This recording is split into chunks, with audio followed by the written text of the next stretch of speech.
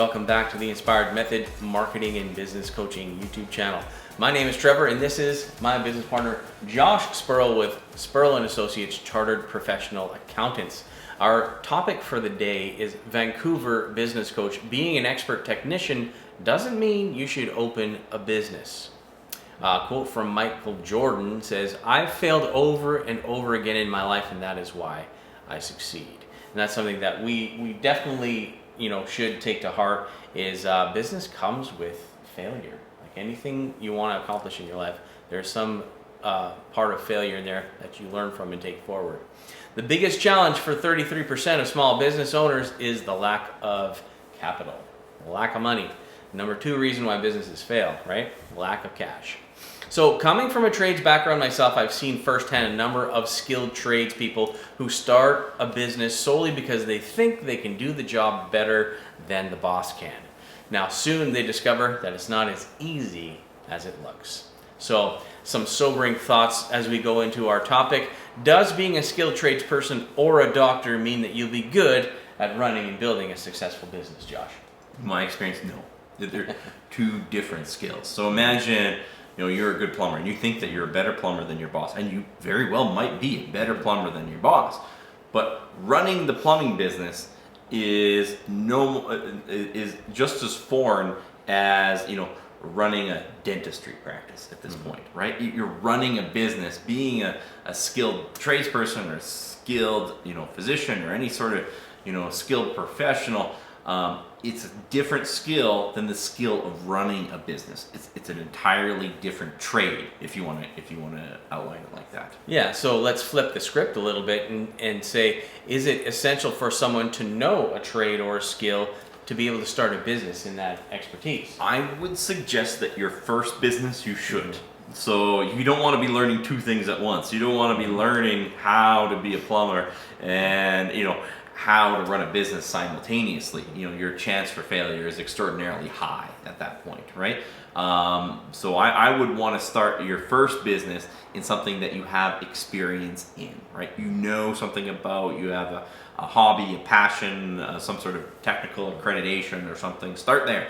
Your second business, hey, once you've run one business, that's actually a transferable skill. If you run a successful plumbing business, you could run a successful electrical business. It's the running of the business is a completely different task, and it's transferable to different industries. Yeah, so once you learn the ins and outs of building a successful business, that's, like you say, completely transferable to another type of business. So that's how people become serial entrepreneurs and have multiple businesses, even though they started out as a fry cook or something of that nature. Yes. Right?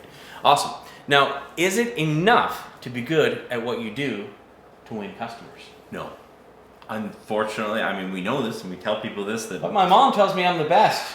best known beats best every single time. That's true. It's just not enough to be good at it. You have to get people to know that you're good at it. That's the hardest part. Yeah, at the end of the day, if only your friends and family know that you're a great technician, a great plumber, electrician, doctor, whatever, if nobody knows, nobody cares, period. Now, how much time should be devoted to marketing and advertising? All of it. No. But seriously, if you follow successful entrepreneurs around, most people would be absolutely shocked the disproportionate amount of time that they spend pursuing new business as opposed to managing the existing business. And I would say for the existing the startup entrepreneur, you should have at least one day in your calendar. Maybe that's all in one day, maybe that's different blocks, but you probably need the equivalent of one day at least to do marketing functions to have a hope. Yeah, I would agree as well, which is why, coming to see me as a business coach really helps you get that focused time, attention, and effort on those marketing skills and those marketing functions that need to happen. So you can get a hold of us at inspiredmethod.com, fill out the form, and we'll set up an initial consult with you. Now, being a CPA, Josh, are these skilled technicians like doctors and plumbers and electricians, are they usually really skilled and gifted at keeping track of their numbers? No. No, That's why they come to you, right? Yeah, I mean the status, this number 2 reason businesses fail is because they run out of cash, right? And they just don't know their numbers, because there's always a way to bootstrap a business. I mean, you can start with $0 in your bank account. You might not like the path, but there is a path that will work with a completely bootstrapped business, right? It's just usually they make business decisions on the expectation that there is capital, and it's kind of the reason. I mean, even when I went to business school, they teach us the plan for every business as if every business was Coca-Cola and they can issue more shares and issue more bonds, and it just doesn't work that way. It's not reality. You have to have a business plan that actually matches your existing cash resources starting out, and even the type of transactions that you're going to enter into. There are some transactions that might sound good. Someone's going to give you $1 million project, but you don't have the operating capital to see that through. So that $1 million project doesn't mean $1 million in sales. It actually means bankruptcy for some people. Yeah, that's true. And I've heard those horror stories and seen them happen firsthand working in the trades. People bite off more than they can chew, and one little thing doesn't go right. They don't get their pay because it's 90 days and they're overextended with their suppliers, and boom, they're over and finished. So it does happen, folks. Now, how important is it for a skilled trade to be able to teach? This is what I've learned is how much you're worth as an excellent technician is maybe here, right? But how much you're worth if you are a good technician, but you can teach other average technicians to be good, you're worth more, because you can just replicate yourself over and over and over again. So the expert technician is worth this much, and the person who's good but can teach other average people to also be good, they will get paid more. That's just how the world works, because you can scale. That's right, and you can scale even better when you have systems in place to make that training even easier and more replicatable. So the next thing, what is the importance of creating systems for skilled trades businesses and even a doctor's office?